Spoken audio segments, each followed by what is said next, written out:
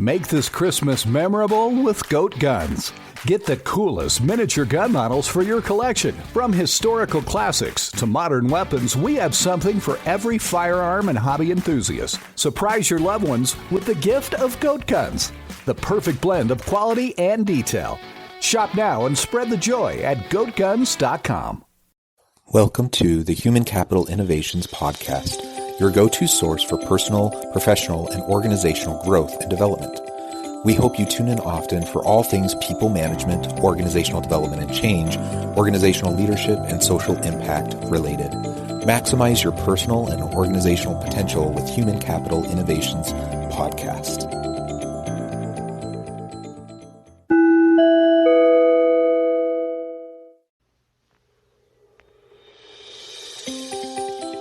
Welcome to the Human Capital Innovations Podcast. In this HCI podcast episode, I talk with Chuck Cooper about custom HR solutions that allow companies to create a positive culture, manage their expenses, and maximize their revenues.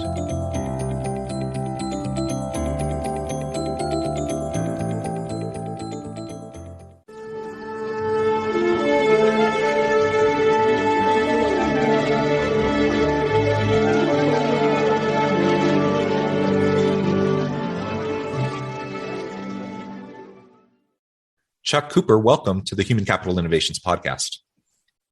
Thank you, John. It's great to be with you today. Yeah, I'm super excited to have a chance to chat with you today. We have a lot of shared interests and a lot of shared professional background. And today we're going to be focusing on custom HR solutions that allow companies to create a positive culture, manage their expenses, maximize their revenues, ultimately drive success through these customer HR solutions. And there's so many great resources out there and so many programs, so many technologies, so many processes. So I'm super excited to be able to explore this with you today. As we get started, I wanted to share Chuck's bio with everybody. Over the past 25 years, Chuck Cooper has been involved at the ownership level with a number of companies across several different industries.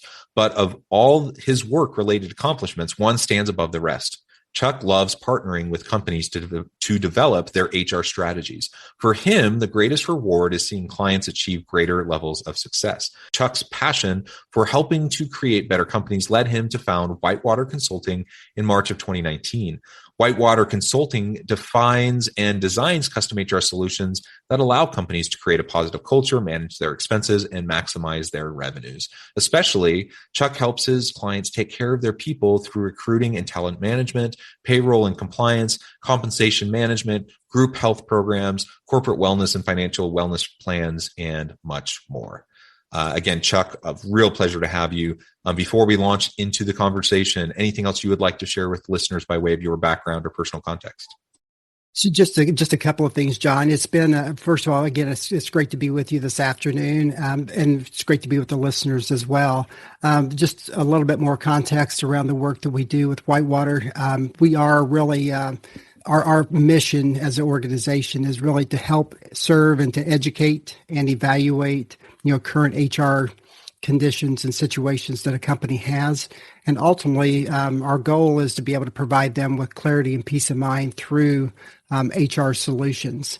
And it's been really fascinating and we could probably dig into this a little bit more as we have our dialogue this afternoon. But the HR arena has really been something that's been very fluid over the last 2 years. So what was really important and where companies were struggling in 2019 is significantly different, today. So that's one of the things that's been probably the most fascinating about the work that we do with our clients is everybody's got a unique situation. So we'll look forward to just exploring that in more detail with you today. That's perfect. And let's start there. Tell me a little bit more about what you were seeing in working with your clients in terms of some of those shifts. I mean, the fact of the matter is there's been disruptive technologies at play in the workspace, in the HR arena for a long time. Virtual work wasn't new, but it certainly accelerated, like the number of people and organizations involved in remote work grew exponentially over the last years and a half. Contingent workforce, distributed workforce, like all these are trends that have been happening, over the last decade or more. Yet we've seen this continued movement and shift, and probably other things that you've also noticed. So tell us a little bit more about what you focused on and seen with your clients, and what we should be attuned to in terms of the changing nature of the workplace and the HR profession. And then we can talk about the custom HR solutions that can help respond to those shifts. So I think that, when you look at, kind of what all has happened since 2020, I think at the end of the day, the way that we work, where we work and how we work is changing significantly. But I think when I want to boil everything back down, it all changes at the leadership level. And so whenever I'm talking with clients today, and again, our clients are typically companies that have between 15 employees and about 500 employees.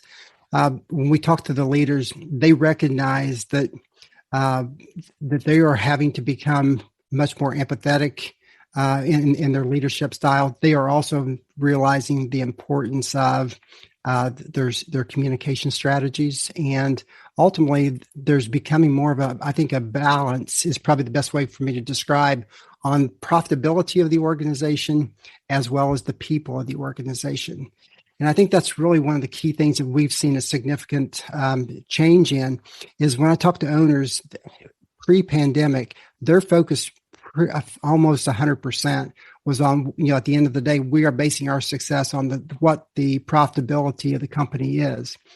And I think that today, as we look at the employees, there is more of a focus on profits, people, and also the common good that we can do through our organization and as a team.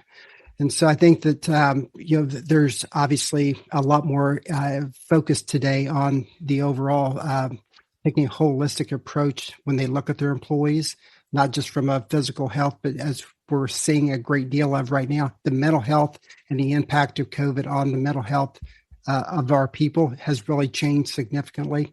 And then the other thing is we're all trying to figure out, are we going to work remote? Are we going to do a hybrid? Are we going to bring everybody back in to the office? And so much of that obviously depends on the type of business that we're talking with. But I think that we're seeing from the West Coast through the Midwest, there is a lot more opportunity right there for a hybrid to remote work. From the Midwest to the East Coast, there seems to be a barrier there where we're focused more on bringing people back into the office. So it's going to be interesting to watch how that ebbs and flows. I personally believe that remote work and hybrid work is here to stay. Yeah. And I think that we're going to have to go through a lot of conversations with our employees and leadership about what that looks like and make some modifications along the way. Yeah, I completely agree. I think there are people who want things to go back to quote unquote normal, the way things were before. And man, I mean, the trend was already taking us in the direction of more remote and hybrid work. And now that more and more employees have had a taste of it, and they recognize that, hey, I'm actually quite productive at home and I don't have like a long commute when I'm at home. And, there's more flexibility. Like now that people have had a taste of it, it's going to be really hard to convince those people that going back is going to be the best thing for them. And so we definitely have seen, and I've talked to lots of employers who want their people to come back, but their employees are saying no. And then if they're being forced to come back, they're leaving. And we know it's a really tight labor market right now, and it's hard for organizations to get good people. And so companies can't afford to just lose a big swath of their employee base because they're not willing to be more flexible when other companies are. So, I mean, this is going to be something that in the coming year that everyone's going to have to try to wrestle with and figure out in terms of their organization, their needs. Obviously, if you have customer facing employees that need to man a desk and, you have customers coming in, obviously you need someone there, but there's so many jobs that just, doesn't really matter if they're in the office or if they're at home. And if it doesn't really matter, you better have a compelling reason to be forcing people to come into the office nowadays. Otherwise, people probably are going to be looking for something else. And I think that's just the way it is. Yeah, I think to your point, John, I think that especially when you look today at the multi-generations that are in the workforce, the younger employees that are coming in, the Gen Z and the millennials, I mean, they are really wanting to be able to work remote and have that flexibility and the autonomy to be able to work wherever they're located. And this last year has proven that they can be very, very productive and not have to be on site. I think that one of the challenges that our clients face is that in some cases there's a lack of trust between employers and the employees as far as them getting the work done. When they're in the office, they can see that they're physically there. Doesn't mean that they're always working and doing productive work at that while they're in their desk or while they're on the location. But I think that the way that we measure our productivity and the way we measure performance is going to change significantly as well. And I think that everything that's people related within small to mid-sized companies, those processes are all up in the air right now as far as what modifications do we need to make things better. Yeah, I completely agree. So let's launch into exploring some of these custom HR solutions. We know that there's more virtual work and hybrid work. We know that there's more distributed workforce, really from all over the globe. We know that talent management is a challenge. There's more gig workers out there. We can hire and really, quote unquote, rent expertise from gig platforms. There's like all these options. So what are you seeing as some of those customized solutions that organizations are requesting the most? Or perhaps even maybe they're not requesting, but they don't even know to ask for, but are available to help them. So I think that before our discussion started, I just got off of a call with a company in California today, and they basically are looking for they're looking to fill virtual positions. So they're looking for everything from a virtual CFO, CTO, CMO, and the other thing that came up today was actually a chief people officer for an organization. And so when we dug into that in more detail, I mean, they know that they are going to have a percentage of their employees that are going to be working remote. They've got a percentage that are going to be working on site. But we started talking about the culture and how we go about extending that out to your remote employees. And they're one person that's going to be ultimately responsible for making sure that everybody within the company is staying engaged and staying connected.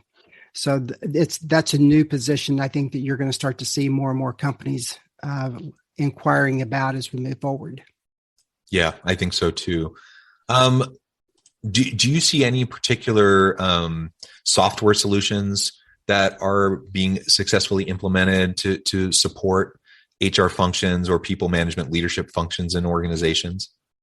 Yeah, right now, I think we're going to see a lot of new technology that's going to come onto the market over the next couple of years because of what we've just gone through.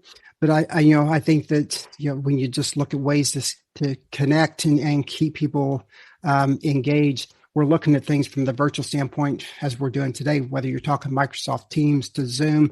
Slack is another platform that we're using right now pretty extensively for communication. So it's going to be the one area that I think that we're going to see things starting to evolve more in is when we have those remote employees, how do we go about tracking and ultimately monitoring their activity and the productivity that they're generating each day. So we've got to have some type of receptacle for all that data to be housed in.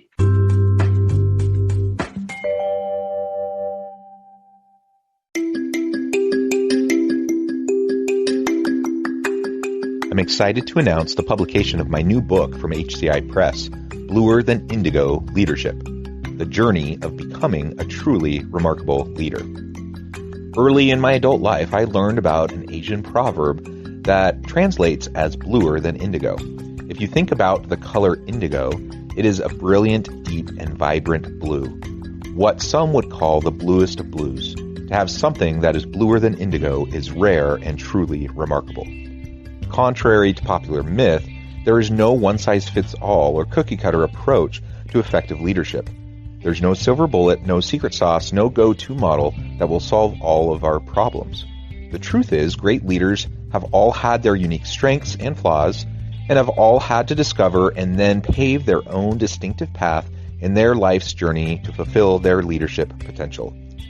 Bluer Than Indigo Leadership will help you discover your own path and explore those ordinary, everyday actions that will help you respond to an uncertain future and produce extraordinary results for individuals, teams, and organizations.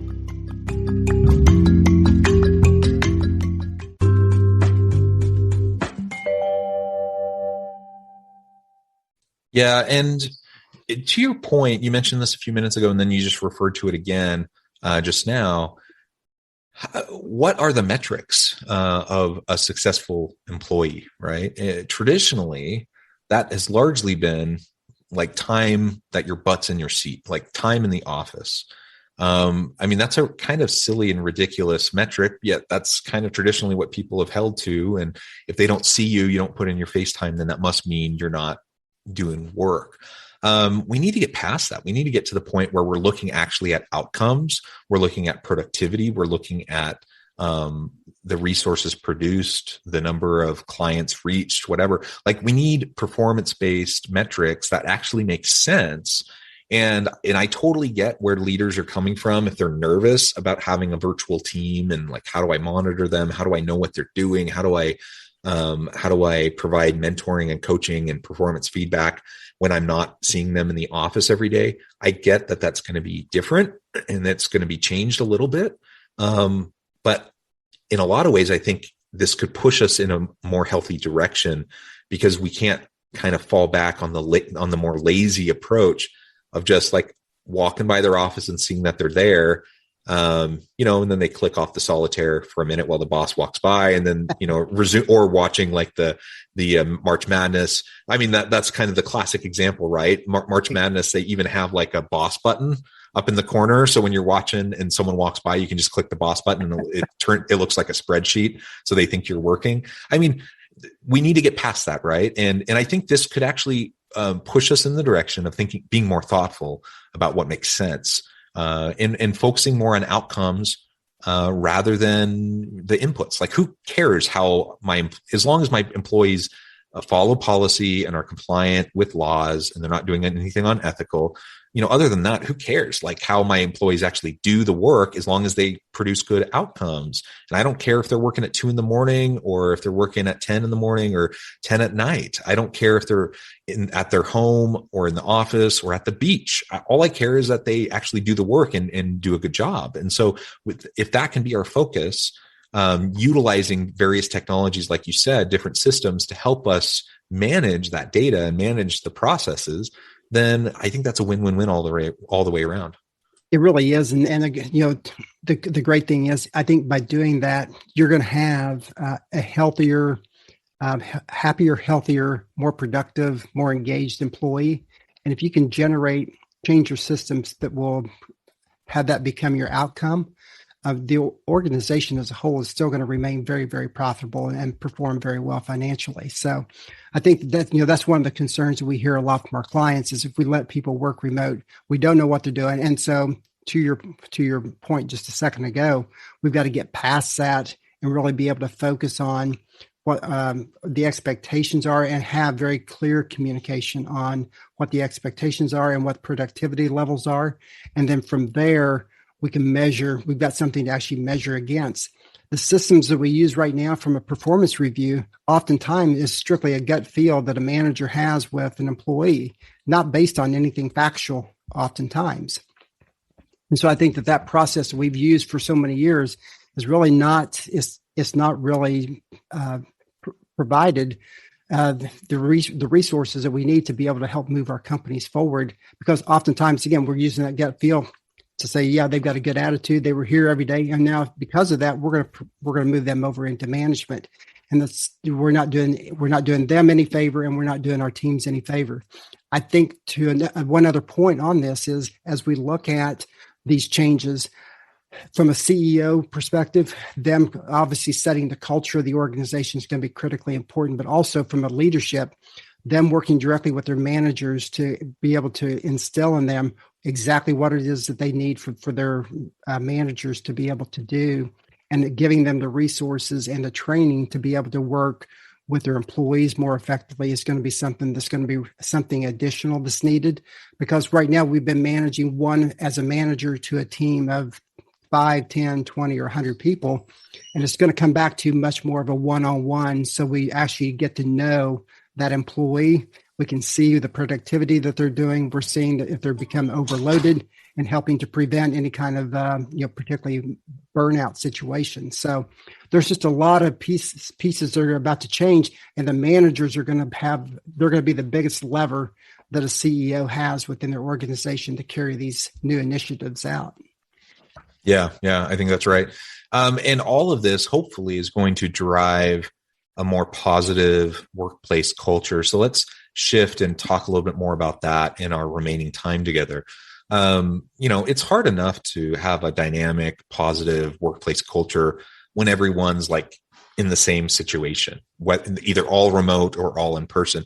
But when we're talking about a hybrid environment where, and it's not even consistently hybrid, like some people are sometimes in the office, sometimes at home, and it's kind of shifting week in and week out, like that's a difficult environment to try to continually espouse the values of the organization, create the culture, involve everyone, help everyone to feel needed, wanted, valued, that they have an opportunity to contribute. Thoughts or ideas on how we can utilize some of these custom HR solutions to drive that positive culture in this kind of new reality of a hybrid work environment?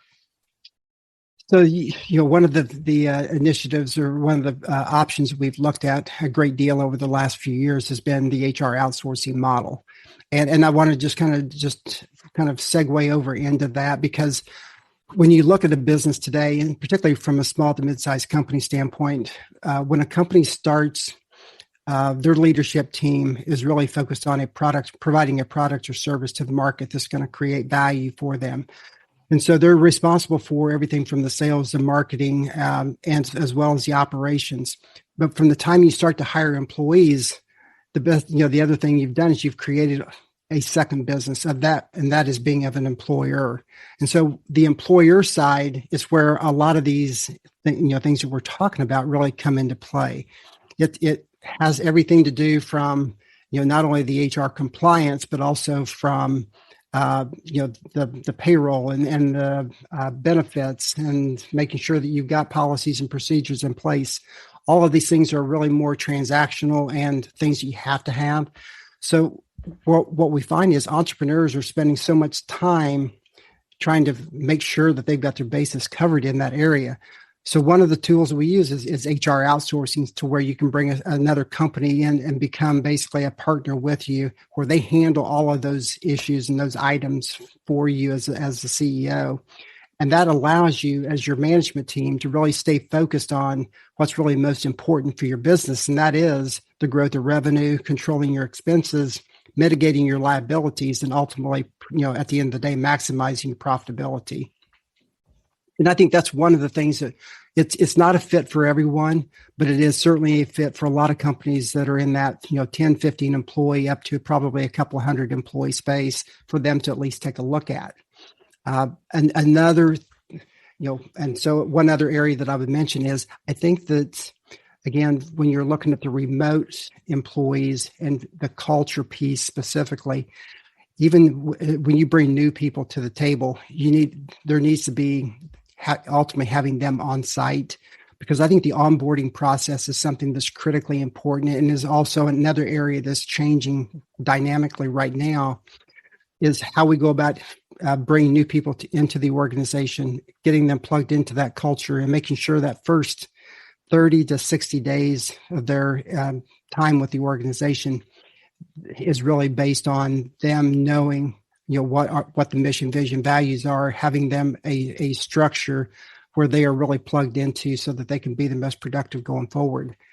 And some things that we're looking at right now is ultimately just setting up buddy systems to where they've got a person or a small team or small group that they're plugged into for questions, and helping make sure that they get their needs addressed and they can stay productive each and every day.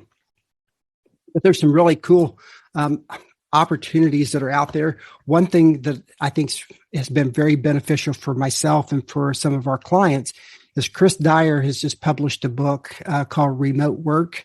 And Chris has actually had a company that he's operated remotely for several years. And he does a great job of talking about what needs to be done, processes, and also the challenges that come along with this. So for our listeners, if you want to check that book out, I would highly recommend that to give you some insight on how you can best look at best practices for the company. Wonderful. Thank you, Chuck. Just a real wealth of knowledge, some great ideas and tips. And I think you're spot on in terms of kind of assessing the landscape of the nature of work right now and the situation for organizations. And ultimately, we just have to have these conversations with our executive teams, our leadership teams, figure out what makes most sense for us in our organization, for our teams. And let's be proactive about it. We don't need to just be responsive. We can actually be strategic and have a plan of how we're going to deal with these issues going into the future. And there are great HR solutions, custom solutions that can help us navigate this and manage everything much more effectively. I think in today's world, the one thing that I would add to that, John, would be as we're talking with our leadership teams about how we move forward.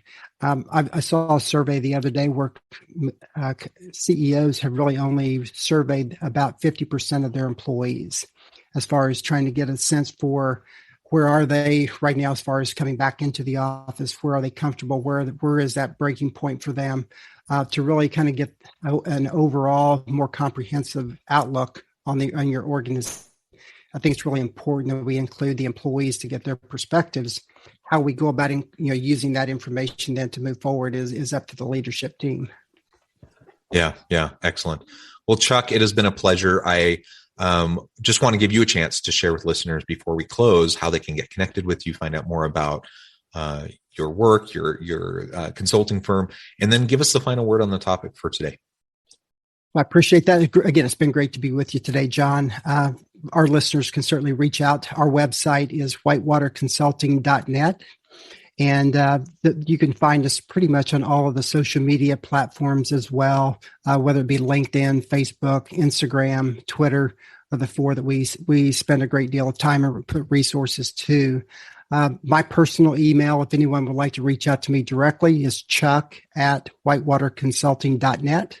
And we always welcome phone calls and emails. And please feel free to use us as a sounding board. That's part of our mission, is to help educate and be a resource for the people that we consider to be our heroes. Thank you, Chuck. It has been a pleasure. I encourage listeners to reach out, get connected, find out more about what Chuck and his team can do for you. And as always, I hope everyone can stay healthy and safe, that you can find meaning and purpose at work each and every day. And I hope you all have a great week.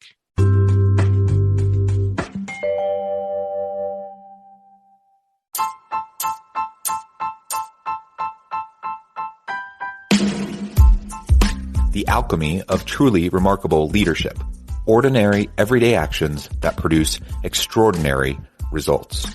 Consider how the nature of work has shifted over the past 50 years. With increased globalization, rapid technological advancement, and the shift in economic composition, the average job of today looks very different than the average job of 50 years ago. What will the jobs and organizations of tomorrow look like? Moreover, what does this all mean for organizational leaders?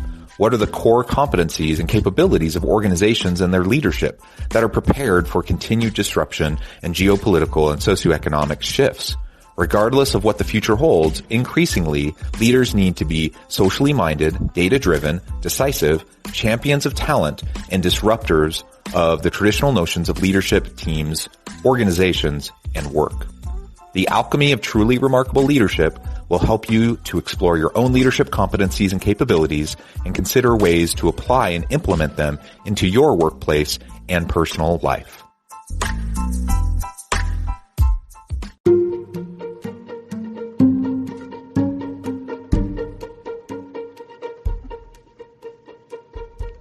Check out Human Capital Innovations magazine, Human Capital Leadership. Human Capital Leadership is a free, interactive e-magazine with the mission to help individuals, leaders, and organizations find innovative approaches to maximize their human capital potential. We publish issues quarterly in August, November, February, and May. Take a look at the latest issue and let us know what you think.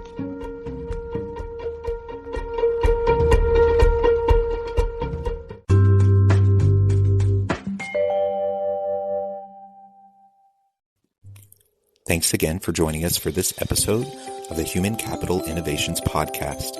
I hope you stay healthy and safe and that you have a great week.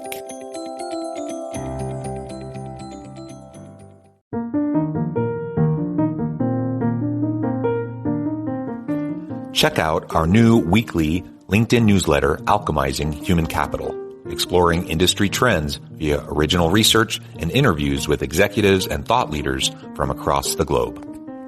We look forward to having you join us.